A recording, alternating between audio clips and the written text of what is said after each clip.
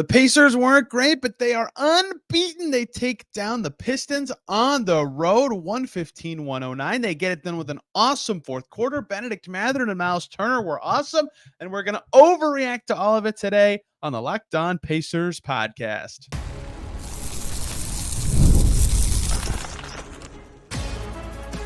You are Locked On Pacers, your daily Indiana Pacers podcast, part of the Locked On Podcast Network. Your team every day. What up, y'all? Happy Thursday and welcome into another edition of the Locked On Pacers podcast, where we, of course, talk about the Indiana Pacers. As always, my name's Tony East. I cover the team for Forbes and SI, and today I'm in my Detroit hotel room with no decor besides my credential from the game because Pistons ended about 3 hours ago. I can't do math. And the Pacers are undefeated, 1-0 start to the season, a 115-109 win. The win is great. The Pacers never have to apologize for it. They can talk about it forever. They did not play to the standard I think they hope, except for in the fourth quarter when they were exceptional. Ben Mathurin was awesome. Myles Turner saved the day early in the third quarter. Lots of other guys had pockets of success, and Tyrese Haliburton hit a dagger. So much happened that we have to discuss, and Derek Kramer is going to join us for a yearly tradition here on the Locked On Pacers podcast, overreacting to the first game. I should stress that it's overreactions. We don't really believe anything we're saying. It's just a way to springboard into the thoughts of the first game and what it could mean for the rest of the season. So much to dive into from Pacers Pistons. Derek Kramer is going to join us to break it all down. Let's do it. The Pacers are 1-0. Please ignore what actually happened in the first three quarters of the game, and please just focus on that. The Pacers win. They beat the Pistons 115-109, and it's time for the yearly Overreactions to the First Game podcast. Adam, who has a real reporting job on like government and important things. It turns out it's an election year, so he is unavailable, but you all know who this is. The perfect person to do this, knows the Pacers better than I do. It's Derek Kramer. We have so many things to overreact to. Derek, how are you feeling after the game? They did, in fact, win. I don't think they played awesome, though.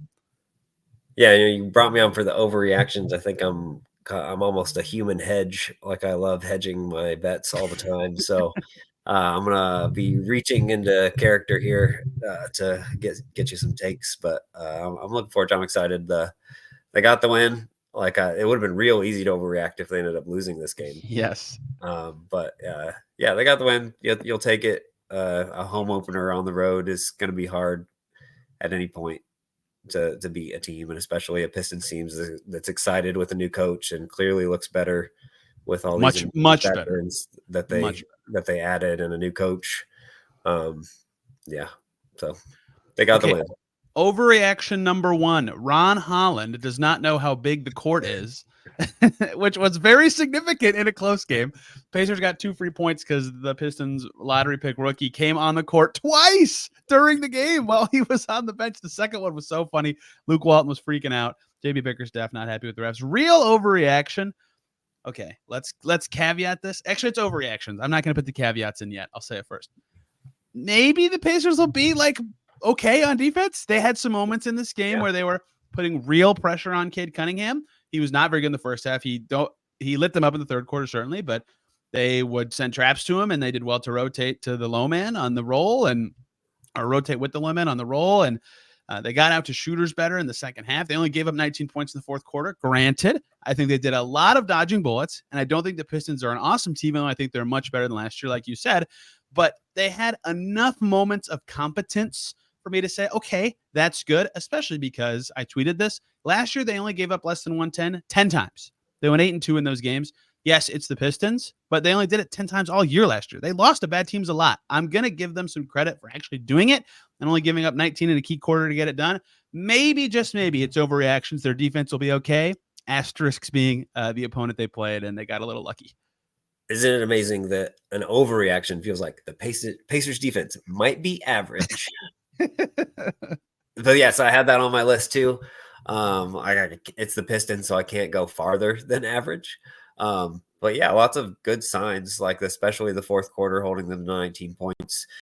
Kind of both teams went through a little offensive drought there, but the Pacers finally got multiple stops in a row when they had that like 1 point lead for a while until they were able to score and get the lead up to 6 with like 2 minutes left, if I remember correctly. Yeah, like I think Tyrese especially, I thought played one of his best defensive games. I agree. seen him play. I totally agree. I'll have another overreaction related to that shortly, but really encouraging stuff from him on that end.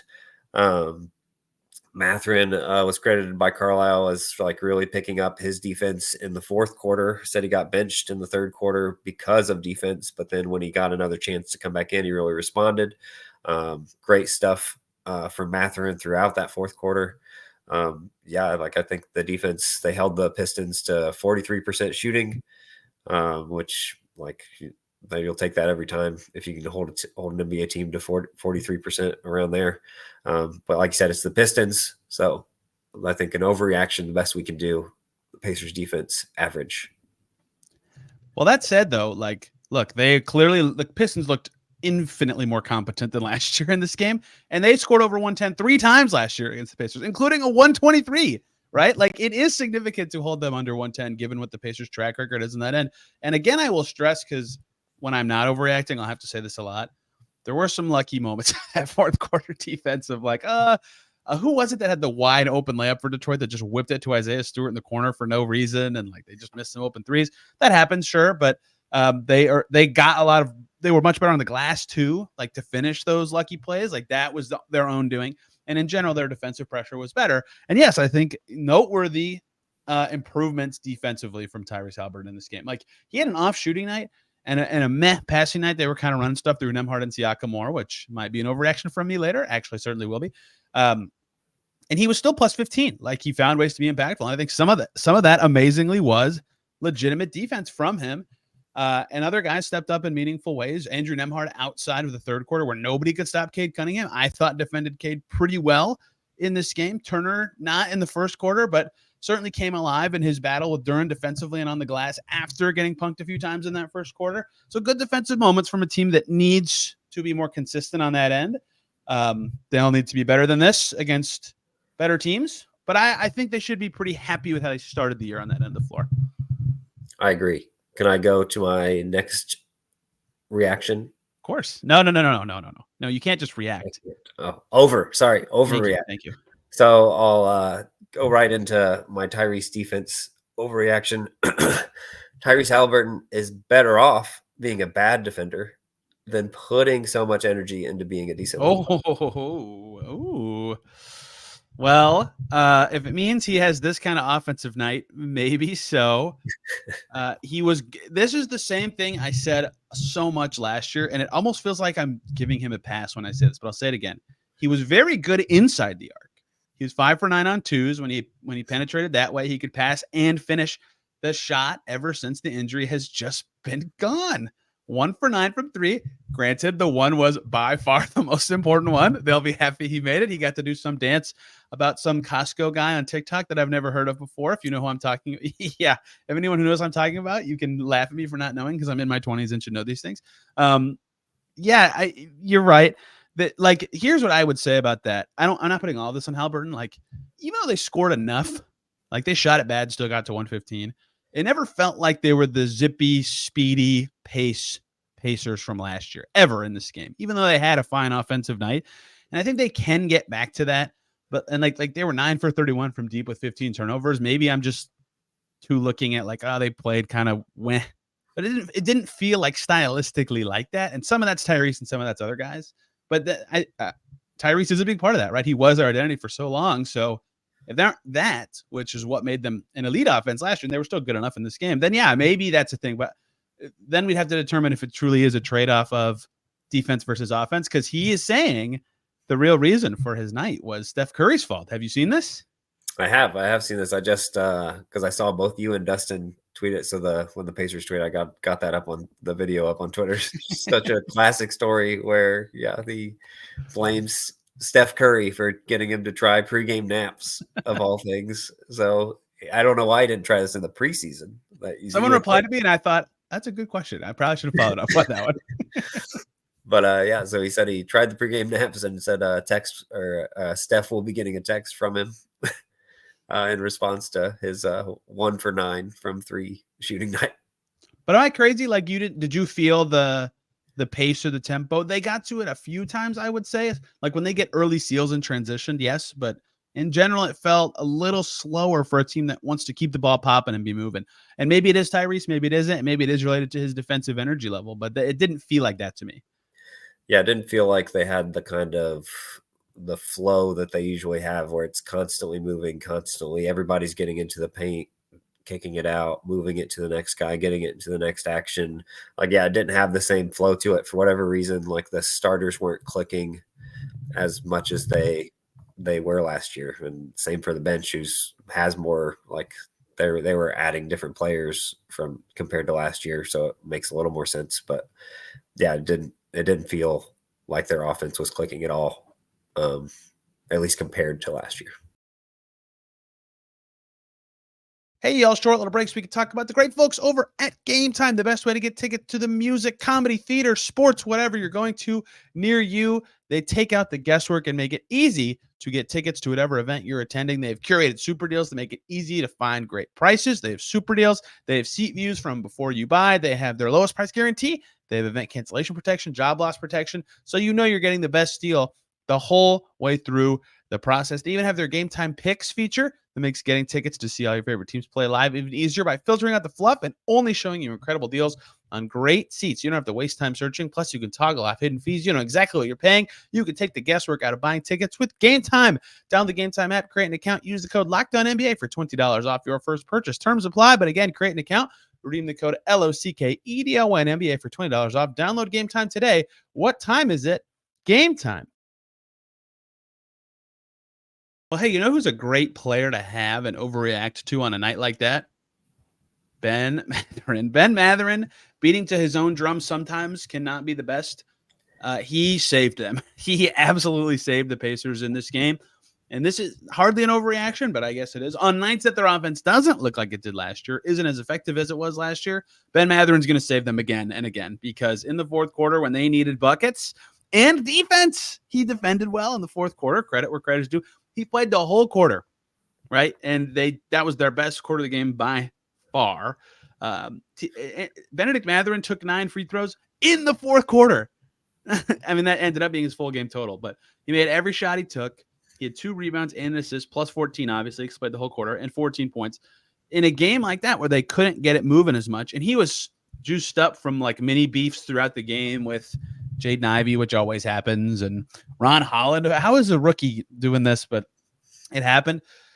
He was up for it, and in the fourth, he figured it out. He made 2 really long twos that, if they were threes, would have made it even better. I mean, I think he probably thought they were threes when he took them, and was getting to the line, and had a huge offensive rebound on him as free throw, and had defensive moments. Insanely good fourth for him, and in a game where they needed someone to save them offensively, right? 19 in the fourth given up was great, but they still needed to score at least whatever that would be, 28 to win. He was the guy. He was the only one really consistently putting in the basket in the fourth. They put him in with the starting 5 to close the game, and he still had the ball all the time, and it was the right call every time. On those nights where this happens, they're going to need him to do that, and he was up for it in game 1. Yeah, my overreaction in relation to Ben was Ben should be the starter. Wow. That is an overreaction, yes. Wow, he was overreact. So Ben should be the starter. Like, he looked like the guy that, until Tyrese hit that 3, he looked like the guy that was most ready to close that game for a lot of it, for a lot of that fourth quarter. I think it kind of took me back to his rookie year, where there was a lot of fourth quarters that rookie year where he would kind of swing the momentum a little bit by drawing fouls and getting a lot of free throws, and that was clearly the case here. Just really impressed with his fourth quarter. It's just his rivalry with Jaden Ivey that really seems mostly so random. Like, it's not random. Like, he was picked one spot before him. Well, yeah, I get that. I get that part, but like, we never talk about it ever. No, except for these days. You know what I mean? Yeah. But it's like I feel like it's one-sided. Like, Ivy, I'm sure, like, can't stand Ben Mathurin at all, but he's like not instigating any of this ever. And Ben, I think it's just who Ben is. True. That's true. But like the shot he hit where like he gets the little bit of a push off and Ivy goes flying and he just hits that shot, and then they even cut to him and Ben's talking to Ivy as he goes back down the court. It's just perfectly Ben. Benny B. Bacon. Let him. Also, by the way, this was Ben Mathurin's first game of consequence in 8 months. Right. Yeah, so, like, understandable that, like, maybe he'll have a slow start and, like, struggle with defense. Like, I thought, like, his defense, I thought was really encouraging in that fourth quarter too. Agreed. He made so many huge plays, like, on the glass, like, just getting up Mhm. higher than anybody else was and either grabbing it himself or tipping it or doing something to kinda knock it loose and get it to a teammate. I thought he made some great passes on certain plays this game. He only had 1 assist, but he had a couple, like, potential assists that could have paid off. Just really impressed with Ben today. I don't know how to overreact appropriately to this. Um, could 10th year Myles Turner be his best yet offensively? Maybe it's just that he made some threes, but Ben Mathurin put the Pacers over the finish line. They would not have even had a chance if Myles Turner did not absolutely save the Pacers early in the third quarter. They were down 9 at halftime. It was 11 right before halftime. And then early in the third quarter, Cade Cunningham that was unbelievable. He was unstoppable for 5 or 6 minutes. And so that stretch could have been the Pistons going from up 11 to up 19, 20 because Cade was so good. Instead, their lead shrunk because Myles Turner was Superman for that whole third quarter. He had 16 points in the third. In the third, he had 6 of his 9 rebounds in the second half. He had an assist. He had 3 threes in like 4 minutes to open that third quarter. They needed him. They needed him to come alive so much because Duren, Myles said it, he didn't start the game the way he wanted. Duren was kicking his butt right in the first quarter. And so him coming alive was huge. And just the way the Pacers are defended, the way that, especially if Andrew Nembhard's going to have the ball as much as he does, which I want to talk about later.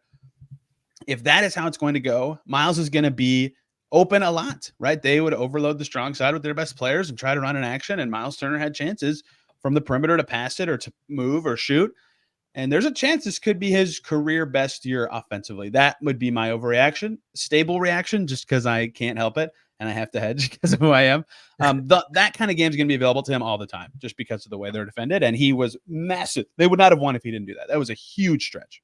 So just let me start with like the essence of this is just like it's supposed to be ridiculous. Like you asked me to do this in the first quarter, and Myles was like, it was rough. So I was like, okay, I'm gonna have to hit him hard.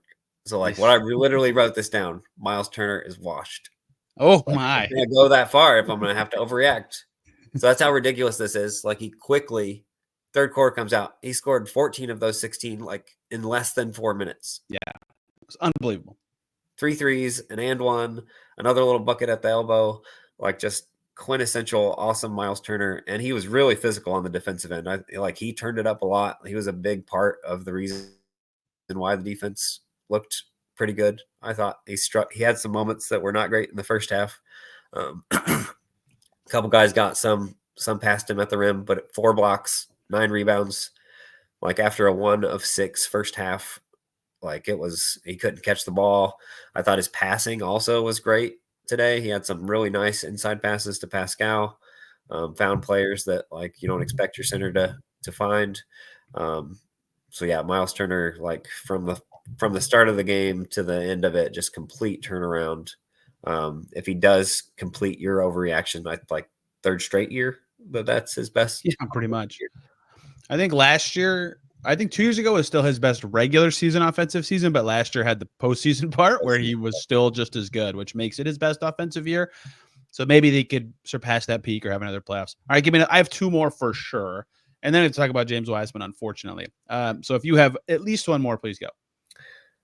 Yes. Okay. We kind of mentioned this one earlier a little bit because the Pacers offense, so maybe this can be a quick one.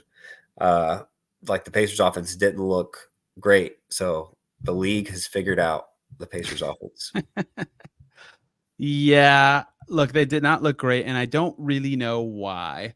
I said this after the Atlanta preseason game, that after that game I thought, they initiated a lot with Pascal and Andrew Nembhard.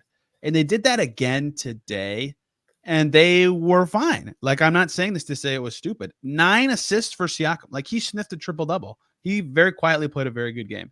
Nembhard had 7 assists, and Tyrese Haliburton had 4. And so, is this Haliburton recovering from whatever's bothering him? They can't play through him as much? Is this they're trying to balance things out more to make them be defended differently? Is it just the matchups, they think this will work better this way. These are questions I should be asking. It's my job and I'm around these people. But just like in general, I wonder what that will look like, because again, they won. The starting five together was actually pretty good from like a results perspective in this game. They all had good plus minuses, especially when Mathurin was in for Smith. But yeah, the offense wasn't the same. Figured out maybe they're tweaking things. Maybe it's the first game. I don't know, but it's certainly a discussion worth having at some point. It was the first game after all. Yeah, and I think like it's funny. Like I feel like the naps thing is like a legitimate excuse, because I know how I feel after a nap, and it's never like I'm ready to do anything. It's like my body's like, "What are you doing?" Like I feel like a person not used to napping. Like that's just like asking for trouble for an athlete to go out there. Were you around the year that Myles had that crazy stretch and Mark Monteith was like, "Hey, what did you change something in your routine? Like you're playing really well." He's like, "Yeah, I drink coffee now."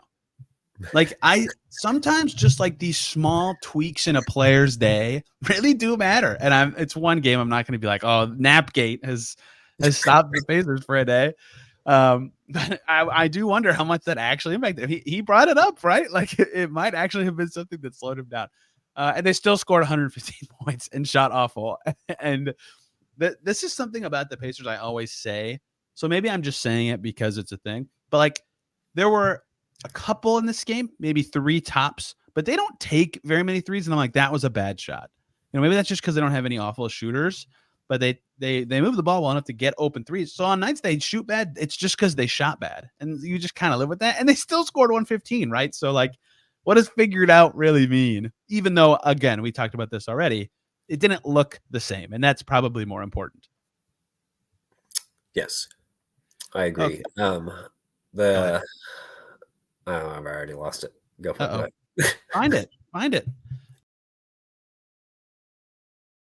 One more break here, guys. We got to talk about the great folks over at PrizePicks, the best place to get real money sports action. Over 10 million members and billions of dollars in awarded winnings. PrizePicks has made daily fantasy sports accessible to all. You just pick more than or less than on at least 2 players for a shot to win up to 100 times your cash, which you can win on PrizePicks with as little as 4 correct picks. It's the best place to get real money sports action.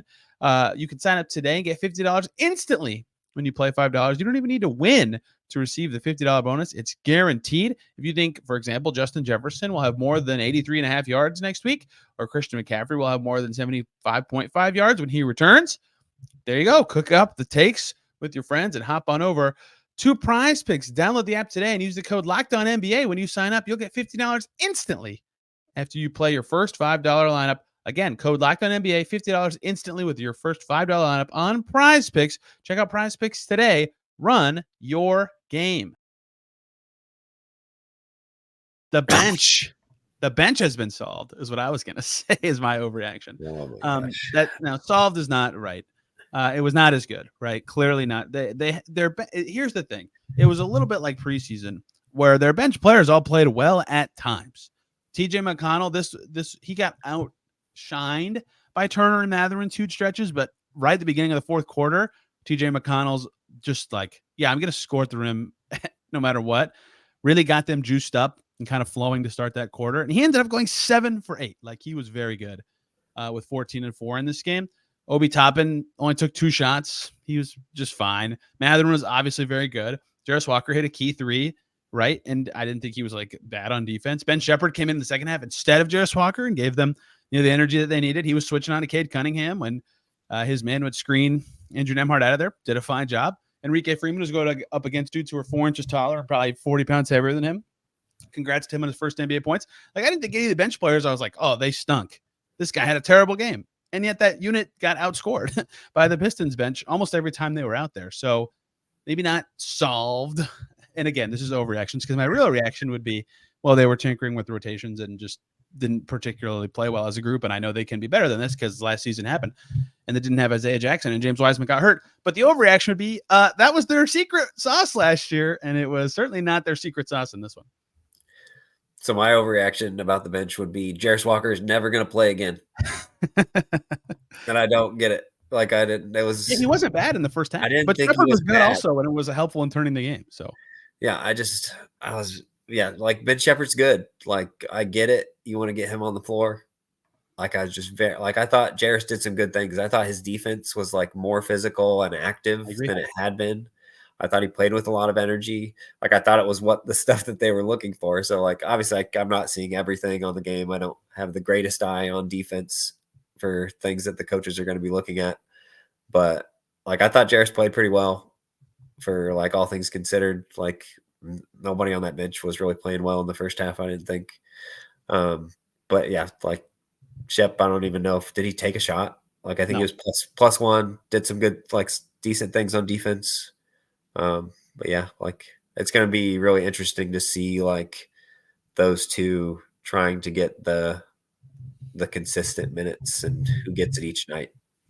Well, it's funny that I got to look like an idiot in the course of the game because I don't remember who threw it. Someone threw a cross-court pass to Jarris for his corner three. It was probably McConnell, just given who the unit was. And he drilled it. It was a pretty shot. And I turned to Dustin, sitting next to me. I said, if he can make that after that pass, he'll play every game. Right? Like, that's what they need to do. And then he got benched. So clearly there's more to it than that. And you're right. I don't have the trained eye that the coaching staff does to actually figure these things out. But yeah, they switched it up. It's funny, though, because if you think, you're down 8 or whatever, I think it was 90 to 82 at one point. If you're Rick Carlisle and you go, dang, we need energy for a couple minutes to get over the hump here. How about Enrique Freeman, Ben Shepherd, and TJ McConnell at the same time to get that energy? And hey, guess what? It worked. They won. So who am I to sit here? Overreaction. Carlisle, coach of the year. He was fire with the pen with the adjustments in the second half. Certainly, they changed things in a meaningful way. Also, I just finally pulled this up. My internet here is not great. It took forever for the lineups page to load. Starting 5, 13 minutes, -1 is fine. They want it to be better. Starting lineup minus Nesmith plus Mathurin, 13 minutes, 54 seconds, plus 14. They were awesome in this game. Nesmith's not going to get any airtime. So just to bring it up now. Thanks for adding to my overreaction from earlier. Good job. Overreaction for Nesmith. Lead the league in fouls. Not going to happen. He's working on cutting them down. And one of them, I forget who drove past him. It was right in front of us. The player stepped out of bounds before he fouled them. So it shouldn't even have been a foul call. He'll be fine. Aaron Nesmith's a good player, but he does have to cut the fouls down. That's part of why he wasn't playing in the fourth quarter. And then the other part of it was Ben Mathurin was awesome and should have been out there. And then they brought in Nesmith for the final stop, and they got it, and they won. So that explains some of the rotation stuff if you happen to miss this game. Do you have any more here? I do. I'll add to your Rick Carlisle thing because I really, really loved their like last play where they had to get the ball in bounds to get fouled, and they put everybody on the like where their basket was, where they're playing defense, and just had like 2 guys on the goal that they're trying to score at and trying to get it open there. I just thought that gives them so much space and so much room for error for the inbounder to make that pass. And then if like something does go wrong, you make a turnover, well, you're already ready for defense. Right. Like worst case scenario. They learned the hardest way possible. Right. They learned like a very good lesson from we're going to call timeout first. And then we're going to like be very preventative about disaster moments that could happen. So like, that was just really good to see. You don't want them to have to learn that lesson in the Eastern Conference Finals of all places, but I really like that adjustment. I don't think I've seen something that drastic in terms of like putting that many people on the other side of the court for an inbounds pass like that. It worked. Mission accomplished. And yeah, for all of time, I will think Rick Carlisle is a better coach than fans seem to for some reason. But another moment where I'm like, there you go. I don't know anything about what he's doing, but it worked and they won. I don't know how to. I kind of already brought this up, but like, what do you think? I'm just going to ask you. We're not going to overreact. We're 25 minutes in now. What do you think of the way that they've approached Nembhard, Siakam, Haliburton, ball handling, who doesn't have it, and how that is going? Like, it feels intentional because it's happened twice now, but I have yet to really dive into like why I think it shifted slightly, because Haliburton with the ball is obviously awesome, but it wasn't, he's not shooting as well, but Siakam's also very good. And Nembhard, I think, is going to be an awesome player. Like, what do you make of this? Or am I just reading into nothing from 2 games? Yeah, I think we'll have to see if there's like more of a pattern over it. Of course, I've definitely noticed it. Like, it's weird to see Siakam with 9 assists and then Nembhard at 8, 7. Nembhard had 7, Haliburton had 4. And 4, only 4 for Haliburton. So it's like that's part of the why, like, maybe he was just still like groggy from taking a nap. And I legitimately think that could be a thing. Like, it's weird. Like, part of it could just be like the Pacers think that the like spacing of the offense will be better if Haliburton's off ball because he's the better shooter. So if they have him as kind of the floor spacing shooter more often, like that can kind of open things up for Nembhard's drives and Pascal's stuff. It's odd. So like, well, it's like, I don't know. I think you would want the ball in Haliburton's hands. It's only odd if it's bad, like it doesn't help them win, right? And if Haliburton can't, like in my head, I would say odd too, because in my head, Haliburton with the ball is like, okay, this is now you're a top 3 offense. Like, it doesn't matter what else you do. So, but remember, like we all saw this, like this stretch of Haliburton off ball because Buddy Hield got traded and he's just getting swarmed and they're trying to figure out how Pascal can be involved in all this stuff. This is just worth tracking.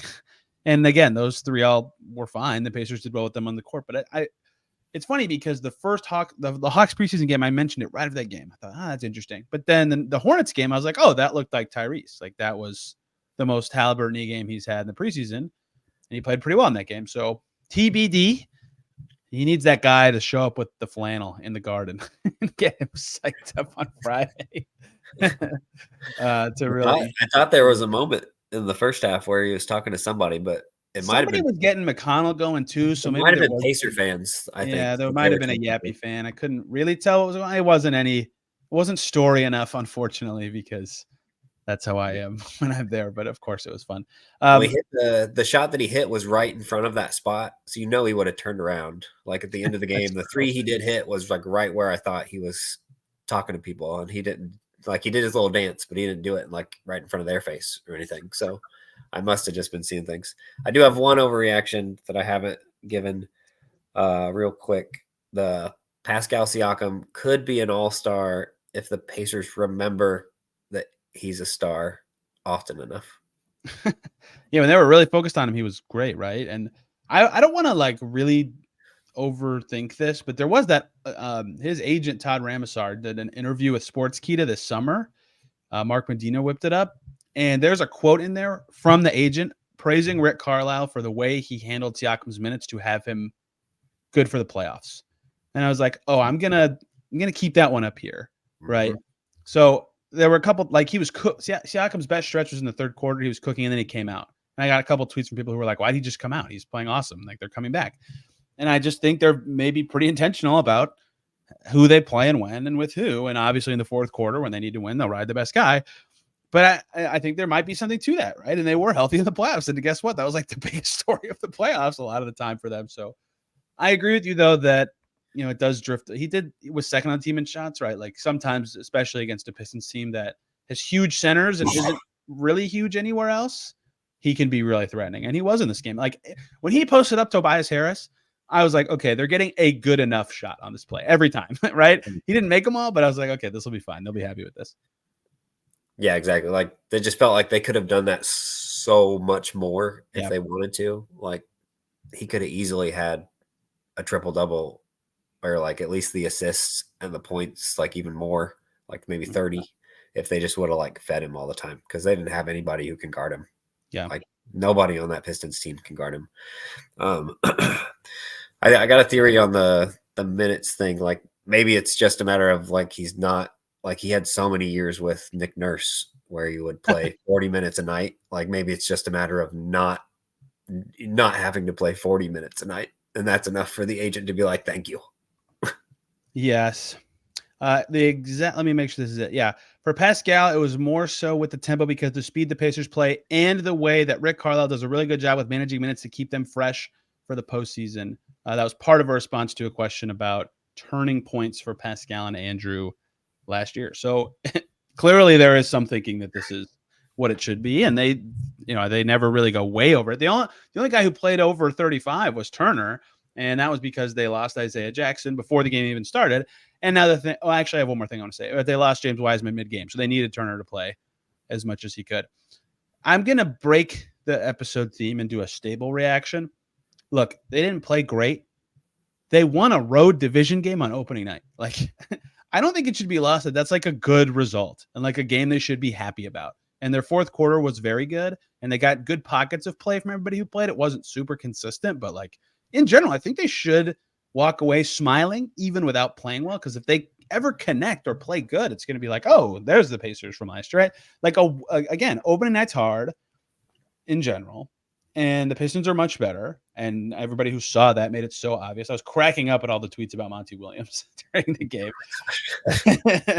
Pistons look pretty good, and it's a road game against a division team on opening night. The atmosphere was really good. I was there, and they won despite not playing well. Like, they would have lost to a better team, but that's noteworthy. That is noteworthy. And all that, like, it's different than preseason where you care about how they play more than the result. They care about the result more than how they play it in some ways now. And they got the win. And so I think stable reaction, they should be happy with that, because if they play better or normal shooting, like, they would have hit 125-ish and been hard to keep up with. Boring, but not an overreaction. Back to boring old Tony. Regular reactions. Hey, 82-0 still on the table. That's the overreaction. There we go. Pacers will never lose a game again. Okay, there is no reaction or overreaction to have with this. This just sucks. James Wiseman, first game with the Pacers, first stint, 6 points. Rick Carlisle, quick to point out, they won by 6, and he had 6 points against his former team. Had some nice offensive moments, was rebounding very well against some rebounders who were crushing the Pacers on the glass all night, or at least he was fighting on the glass, taking some jumpers. And for my money, I gave him a hard time, or I said bad things about the way he was defending in the preseason. I actually thought he defended pretty well in his short stint. And then James Wiseman takes a 3, turns around, and instantly I could tell something was wrong. He couldn't run. He took one step and stopped, tried to run, stopped again, reaching for the left. Well, it looked like he was reaching for both of his ankles, but obviously one of them was bothering him. I will not speculate. I will say that the Pistons broadcast apparently was speculating Achilles. He went to the bench, immediately went back to the locker room, did not see him again all night. He's getting an MRI in New York. This stinks. Just stinks for the Pacers that a guy that came to develop in their development system might be out for some amount of time. We'll see. Maybe it's just a calf thing. That's still, muscle injuries are still somewhat long absences in the NBA. So, especially with Isaiah Jackson, it stunk for this night specifically for the Pacers, but for a team that hoped they could develop him into something, this is, and has questions at the center position beyond this year, just awful. Horrible for Wiseman that it happens in the first game. So, wishing the best for him.